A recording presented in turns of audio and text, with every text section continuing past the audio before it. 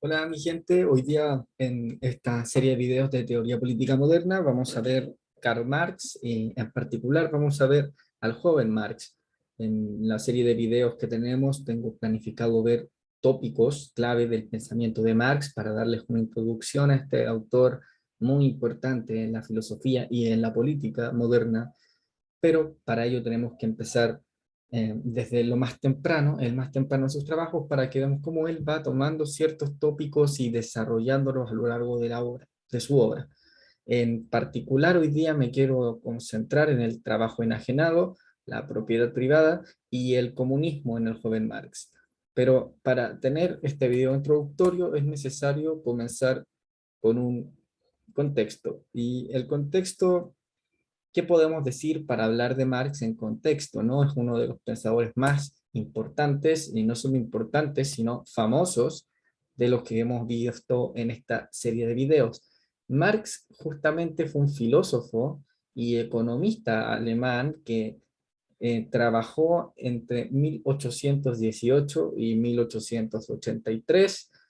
En su pensamiento destacan tres líneas, eh, tres corrientes muy importantes que van a ser influencia de su obra. Una es la economía política clásica de autores ingleses como David Ricardo o Adam Smith, del cual toma muchos elementos, tales como la teoría del valor trabajo y algunas leyes postulados de Malthus, etc. Eh, por otro lado, está el idealismo alemán, ¿no? Marx tiene un desarrollo muy temprano en la filosofía de Hegel y forma parte de un grupo llamado los jóvenes hegelianos, que tenían un pensamiento hegeliano ya más desde la izquierda, ¿no? Por decirlo así, que es la interpretación crítica del mundo a través del método dialéctico que vimos en sesiones pasadas cuando abordamos Hegel. Pero en un momento Marx va a romper con este pasado hegeliano y se va a concentrar en la creación de un socialismo científico. Entonces, la tercera línea de la que Marx se nutre vendría a ser la tradición socialista.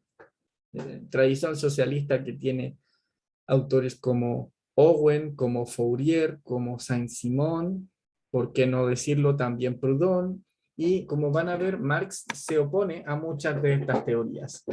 Entonces, ya teniendo claras sus influencias, podemos hablar de por qué Marx es importante hoy. Sin duda es un autor muy influyente y quizás lo más importante o por lo que más se lo conoce es por su concepto del comunismo, ¿no? Y por la catástrofe que fueron los socialismos reales. Ahora bien, yo creo que esa asociación es un poco injusta y en particular creo que es injusta porque Marx no dice mucho sobre cómo va a ser la sociedad comunista, ni cómo administrar la vía al comunismo, ni cómo se va a llevar a cabo.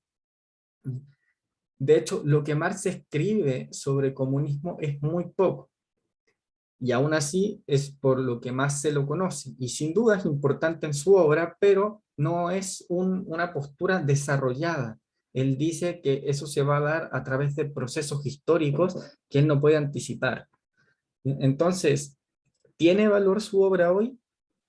Creo que sí. El legado de Marx y su diagnóstico sobre los problemas del capitalismo sigue siendo muy importante. Hay unas cosas que de verdad nos vuelan la cabeza, hay otras cosas que son muy intuitivas. Así que nuestro propósito es estudiar la visión crítica de Marx sobre la modernidad para rescatar los elementos que lo vuelven uno de los autores más importantes de la teoría política e influyente hasta el día de hoy. ¿Qué vamos a ver hoy? Vamos a ver los manuscritos económicos filosóficos de 1844. ¿Por qué elegí este texto? Lo elegí porque, pese a ser uno de los trabajos más tempranos de Marx, es uno de los últimos en ser descubiertos. Por así decirlo, se descubre y publica en 1932, cuando ya la Revolución Rusa había acaecido, cuando ya la Unión Soviética se había instalado, y es un texto muy importante porque nutre de mucha discusión a la filosofía encargada de estudiar el pensamiento de Marx, puesto que el Marx que existe en los manuscritos económicos filosóficos es muy distinto al Marx de trabajos posteriores. Entonces, para los estudiantes del marxismo es muy fascinante ver qué posiciones de Marx van cambiando en el tiempo o se van manteniendo. Este Marx es sobre todo más filosófico y se nota mucho su perspectiva influida por su formación hegeliana. Entonces, si bien los manuscritos económicos filosóficos sientan las bases de su crítica a la economía política y existen elementos que van a ser constantes en su obra, tiene otras cosas que no. Es un Marx mucho más humanista y por eso es un Marx que vale la pena estudiar. Así que, como ya les dije, a diferencia de sus escritos posteriores, en particular del Capital, aquí Marx tiene un enfoque filosófico en el abordaje de distintos temas que van a ser una constante en su obra, tales como el trabajo enajenado, la propiedad privada, el salario y el comunismo.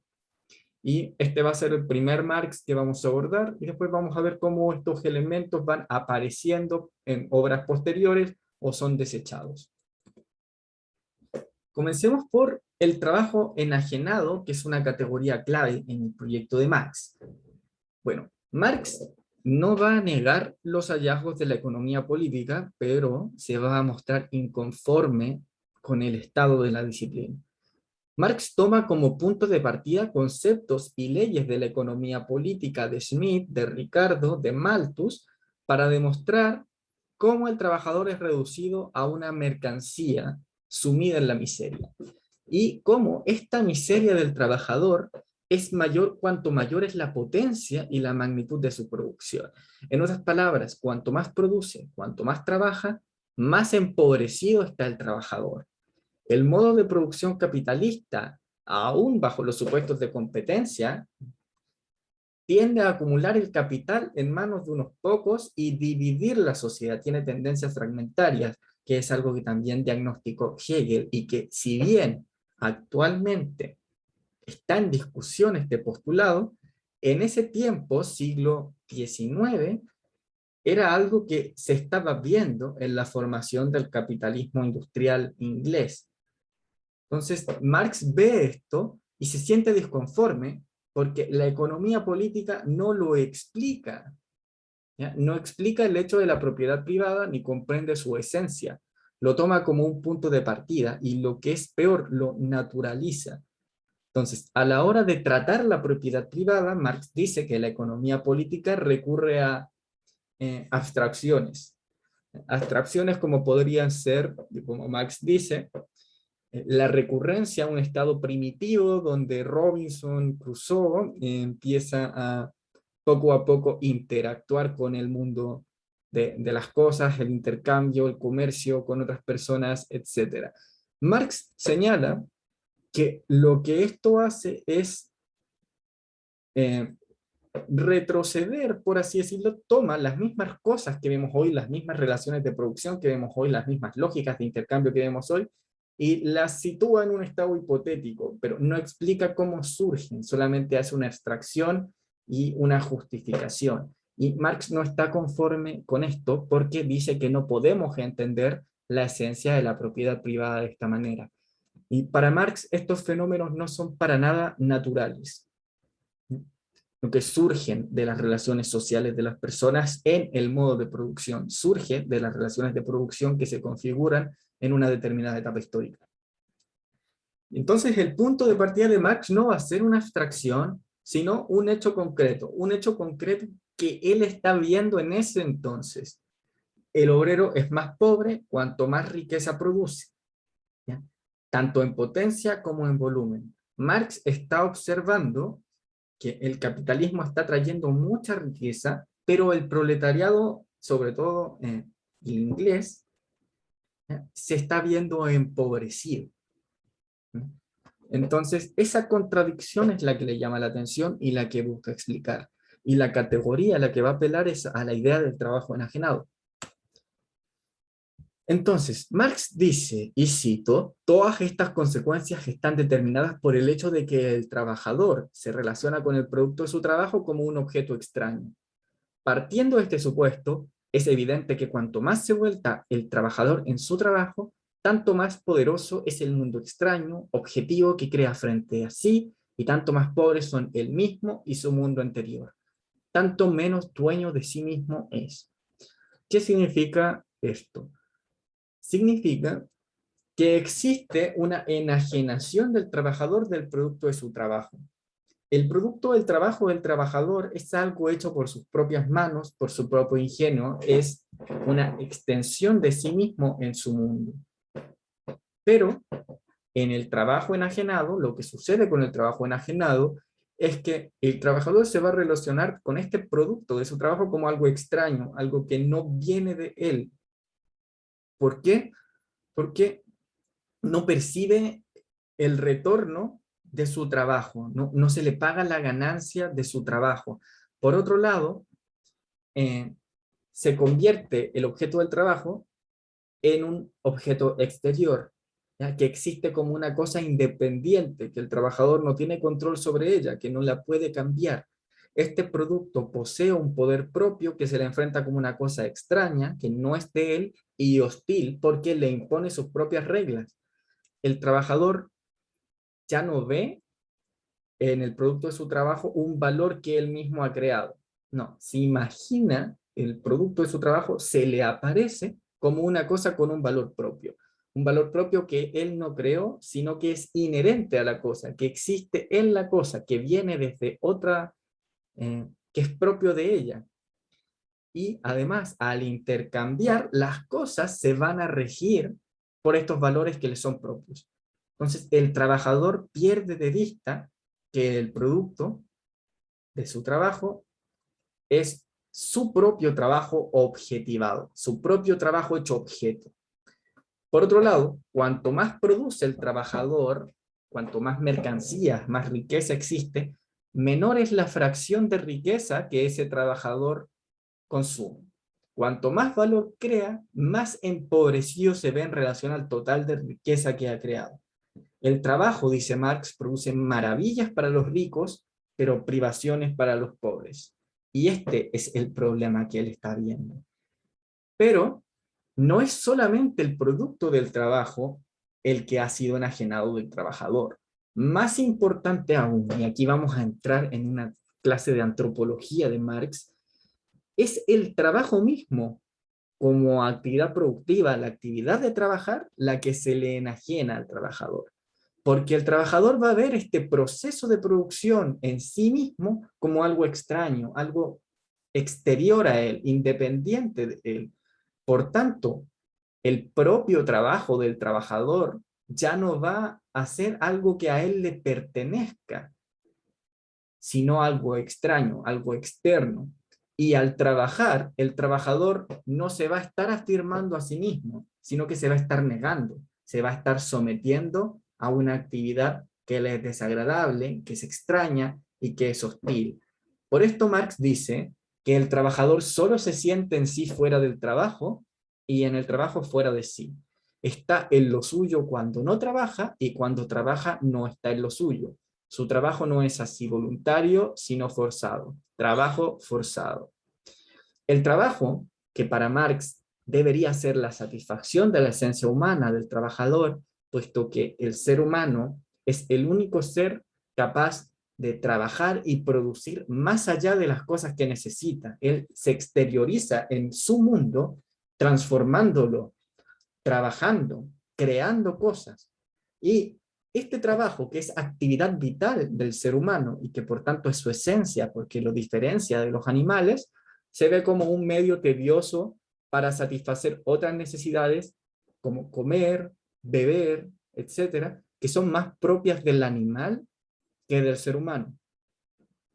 Para colmo de esto, el trabajo del trabajador, que ya le aparece extraño, no le pertenece a él, sino que le pertenece a otro. Así que al trabajar, el trabajador se va a ver a sí mismo como propiedad de otro.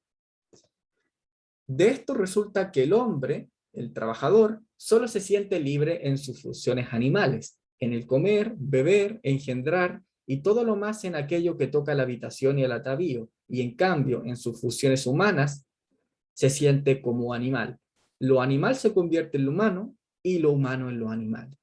Y por esto decimos que aquí hay un Marx bastante más filosófico que el Marx del propio manifiesto comunista y del Capital, porque aquí Marx se está preocupando de la esencia humana y de cómo al enajenar el trabajo se ve afectada, y esto empobrece al trabajador. Y bueno, hasta ahora el trabajo enajenado se ha concebido en una doble manera. En primer sentido, es enajenación respecto al producto, es decir, enajenación respecto a la cosa, y en segundo lugar, enajenación respecto al trabajo mismo, enajenación respecto al sí mismo, ya que el trabajo es la actividad vital del ser humano. Pero también significa enajenación respecto al ser humano como ser genérico, libre y universal. ¿Qué significa esto? Bueno, el hombre, disculpen que use el lenguaje del hombre, es un ser genérico porque vive de la naturaleza inorgánica con una amplitud que otras especies no. La naturaleza inorgánica vendría a ser, no sé, el mundo de los bienes naturales que la naturaleza nos brinda. El ser humano es uno solo con la naturaleza, es parte de aquella naturaleza y encuentra en la naturaleza sus medios de subsistencia. El trabajo vendría a ser aquella función del ser humano, aquella actividad vital que permite su supervivencia y su desarrollo. Es la manera en que él dialoga con la naturaleza y se relaciona con la naturaleza de una manera que otras especies no. Puede cambiar y puede construir su propio mundo mediante el trabajo, que es su actividad vital. El ser humano, como ser genérico, libre y universal, es un ser que se desenvuelve en su mundo y es capaz de cambiarlo, es capaz de adaptarlo a sus deseos. En el ejercicio del trabajo, por tanto, el ser humano debería encontrar el goce y la realización. Pero el trabajo enajenado convierte la actividad vital del ser humano en un molesto medio para la subsistencia de la vida individual. Lo separa de estas actividades esenciales, lo separa del ser genérico, libre y universal y de la propia especie humana, y lo convierte en un individuo preocupado de su propia subsistencia individual, en la que el trabajo ya no es su actividad vital, sino un molesto medio, un medio tedioso, para desenvolver el resto de sus funciones animales. Así que de esto hay una consecuencia. El trabajo enajenado hace del ser genérico del hombre, tanto de la naturaleza como de sus facultades espirituales genéricas, un ser ajeno a él, un medio de existencia individual. Esto que yo les había contado, el ser humano que se desenvuelve en su mundo y es capaz de transformarlo y cambiarlo mediante su trabajo, ya no se percibe así. Ahora el ser humano ve extraño su propio cuerpo, ve extraña la naturaleza fuera de él, ve extraña su esencia espiritual y pierde de vista su propia esencia humana. Y al enajenar al ser humano de su propia esencia humana, también se lo enajena respecto a otros seres humanos. Así que ahora tenemos un ser humano que está enfrentado consigo mismo y que está enfrentado con su naturaleza y que está enfrentado con todos los demás. Cada ser humano está tan enajenado de sí como de la esencia humana. Y en la relación del trabajo enajenado, cada ser humano considera a los demás según la medida y la relación en la que se encuentra consigo mismo en cuanto trabajador. Ahora bien, ¿dónde entra la propiedad privada en todo esto que les estoy contando?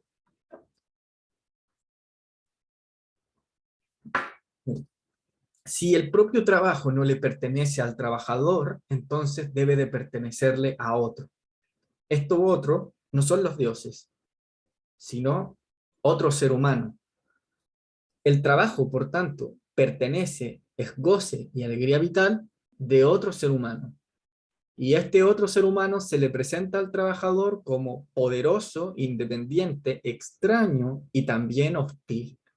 El trabajo va a ser servicio para este ser otro, y el extrañamiento del trabajador se va a manifestar en la práctica en la relación con este ser otro que toma posesión del trabajo, del trabajo ajeno, toma posesión de la actividad vital del trabajador. Este ser otro del que estoy hablando no es más que el capitalista o el patrono del trabajo, Y el capitalista es tal en cuanto es poseedor de la propiedad privada, pero la propiedad privada no es el origen del trabajo enajenado, sino su consecuencia, y Marx es enfático en eso. La propiedad privada es una consecuencia de la de la enajenación del trabajo, y posteriormente el sistema de enajenación del trabajo asienta, solidifica la propiedad privada. Así que propiedad privada y trabajo enajenado están en un diálogo continuo. Por ende, la propiedad privada es el producto del trabajo enajenado y, en segundo término, es el medio por el cual el trabajo se enajena. En el fondo, estas estructuras se replican a sí mismas. ¿Cómo se soluciona esto? Bueno, una salida podría ser subir los salarios o igualar los salarios, que es lo que muchos, no, la primera aproximación que muchos tenemos con el pensamiento comunista es esta idea de que quieren que todos ganen lo mismo, pero Marx no propone esto. Marx, de hecho, es un crítico del salario. ¿Por qué? Porque el salario, hacer el pago por el trabajo, es también una consecuencia necesaria de la enajenación del trabajo. El trabajo es una actividad vital del ser humano y no se puede vender. Solamente al existir la enajenación del trabajo, por la cual el trabajo de uno empieza a pertenecer al otro, es que el salario cobra sentido como pago por esa enajenación. En el salario, el trabajo no se ve como un fin en sí. El trabajador va a seguir viendo su trabajo como un medio molesto para obtener un pago salarial. Por tanto, la solución no puede radicar dentro de la lógica del salario. La emancipación humana no puede depender del alza de los salarios, porque esto no sería más que una mejor remuneración para el trabajo esclavo. No le otorga al trabajador la posesión de su trabajo, ni su vocación, ni trae de vuelta su dignidad humana. Y es bien curioso que Marx aquí usa el término dignidad humana, porque no es frecuente este término en su obra. De hecho, incluso la igualdad de salarios no hace más que transformar la relación del trabajador actual con su trabajo en la relación de todos los seres humanos con el trabajo. Así que tampoco es una salida viable. La propuesta de Marx, por tanto, no es ni el alza del salario ni la igualdad salarial, es la eliminación de la propiedad privada. Al eliminar la propiedad privada, se eliminan los males del trabajo enajenado. Al eliminar el trabajo enajenado, tiene que eliminarse la propiedad privada. Y, por otro lado, al eliminar la propiedad privada, se elimina el salario. Pero no es cierto que eliminando el salario se elimine la propiedad privada. Ahora, vamos viendo cuál es la relación entre propiedad privada y comunismo. Y como yo les he dicho, comunismo no está muy desarrollado en la obra de Marx. Aquí tenemos algunas pinceladas de lo que significa. Considerando el problema de la propiedad privada desde otro ángulo, nuestra aproximación más intuitiva a ella es una oposición entre quienes poseen la propiedad y quienes carecen de la propiedad. Propiedad privada no es lo mismo que propiedad personal. Propiedad personal, que puede ser la propiedad de un auto, de una casa, no viene siendo un problema acá. Son los medios que el ser humano adquiere para su propia vida y eso puede existir en cualquier modo de producción. La propiedad privada vendría a ser la posesión de los medios de producción masivos y del trabajo de los demás. La esencia subjetiva de la propiedad privada es la exclusión de la propiedad para los demás. A su vez, la propiedad privada es una consecuencia del trabajo enajenado. La superación del extrañamiento de sí mismo, de la enajenación del trabajador respecto a sí mismo, requiere la absolución, eliminación de la propiedad privada. ¿Cómo se hace esto? Y aquí existen distintas respuestas. Para algunos, la propiedad privada cuya esencia es el trabajo humano se considera como capital y tiene que ser superada como capital. Esta es la propuesta de Proudhon. Para otros, tiene que ser superada como una forma especial de trabajo. Para Fourier, esto se consigue con el trabajo agrícola, para Saint-Simon con el trabajo industrial. Marx rechaza todas estas opciones y propone el comunismo. El comunismo vendría a ser la superación de la propiedad privada positiva. Pero existen diferentes maneras de concebir el comunismo. Y Marx se va a dedicar a atacar especialmente al comunismo burdo. ¿Qué es el comunismo burdo? Bueno, en primera instancia, el comunismo se puede pensar como la generalidad de la propiedad privada, o en términos más vulgares, propiedad privada igual para todos. Propiedad privada para todos. El comunismo, en esta primera fase, es un comunismo burdo que quiere eliminar todo lo que no es susceptible de ser poseído por todos como propiedad privada. En otras palabras, es la generalización universal de la propiedad privada para todos. Que esta casa sea de todos. Que la mujer de uno sea la mujer de todos. O lo que también se conoce como la comunidad de las mujeres. Es decir, la propiedad privada se opone a la propiedad general. Y es curioso que esta es la idea que muchas personas tienen del comunismo. Que lo que es de uno vaya a ser de todos. ¿Eh? Que esta empresa sea a su vez la empresa de todos, ya que mi familia sea de todos, que mi auto sea el auto de todos. Marx es muy crítico con este comunismo, lo considera grosero, irreflexivo y codicioso. Va a decir, el mundo todo de la riqueza, es decir, de la esencia objetiva del hombre, sale de la relación del matrimonio exclusivo con el propietario privado para entrar en la relación de la prostitución universal con la comunidad. Este comunismo, al negar por completo la personalidad del hombre, es justamente la expresión lógica de la propiedad privada. Así que este comunismo burdo tiene otros problemas que a Marx no le gustan nada. El comunismo grosero tiene de hecho muy poco de superación de las lógicas de la propiedad privada. La comunidad es solo una comunidad de trabajo y de la igualdad del salario que paga el capital común. Es decir, la comunidad se convierte en un capitalista que está por sobre todos, un capitalista general y abstracto. Ambos términos de la relación son elevados a una generalidad imaginaria. El trabajo pasa a ser la determinación en que todos se encuentran situados y el capital como la generalidad y el poder reconocidos de la comunidad. Es decir, todo lo que se hace en este comunismo burdo es extrapolar las lógicas que ya hemos estudiado, pero en vez de un único capitalista, se tiene a la comunidad en general. Y en vez de una única clase proletaria, se tiene a todos en una situación de enajenación del ser genérico, de sí mismos y de su trabajo.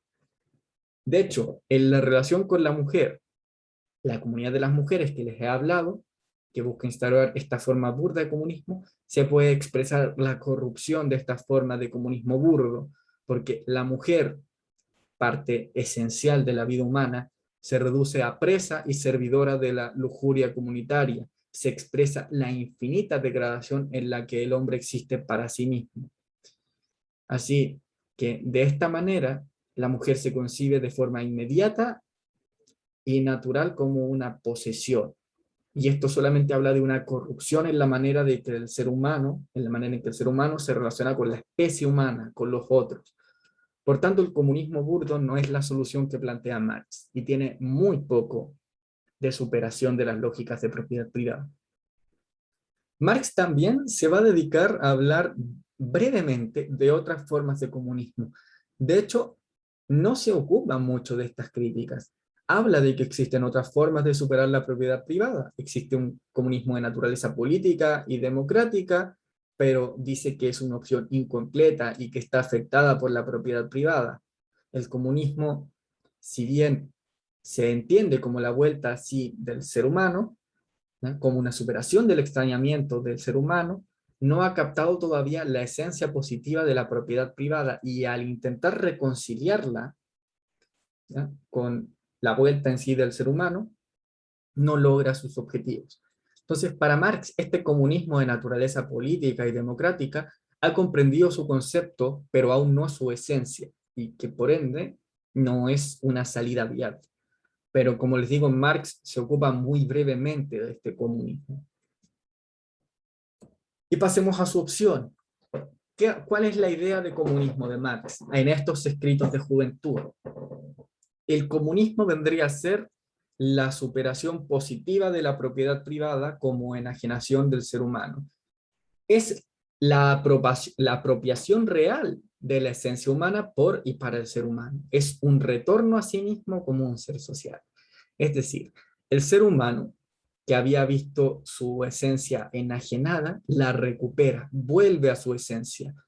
El comunismo, por tanto, es un humanismo que reconcilia al ser humano consigo mismo y lo reconcilia con la naturaleza.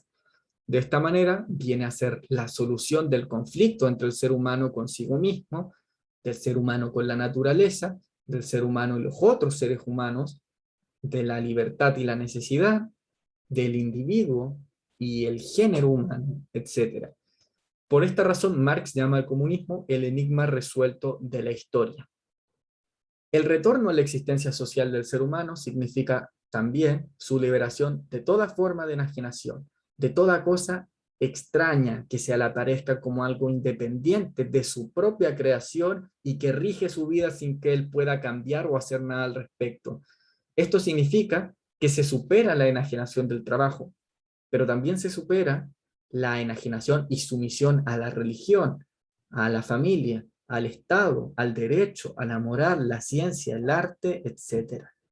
Puesto que al ser todas estas formas sociales derivadas de la producción, caen bajo su ley general.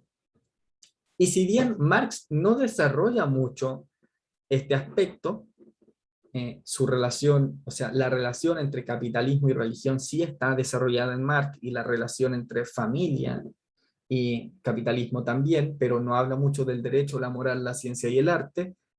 Es importante decir que esto no significa que la ciencia, el arte, la familia vayan a desaparecer, sino que la forma en que se conciben, la forma en que funcionan va a ser muy diferente. ¿Cómo van a ser? Eso es precisamente lo que Marx no desarrolla. Dice que las propias relaciones históricas que los propios procesos históricos van a dar nuevas formas de entender todo esto. Sí es importante, y vamos a mencionar a futuro, cómo Marx ve al Estado, pero no es el tema de esta lección. Marx dice, por tanto, la esencia humana de la naturaleza no existe más que para el hombre social, pues sólo así existe para él como vínculo con el hombre, como existencia suya para el otro y existencia del otro para él, como elemento vital de la realidad humana.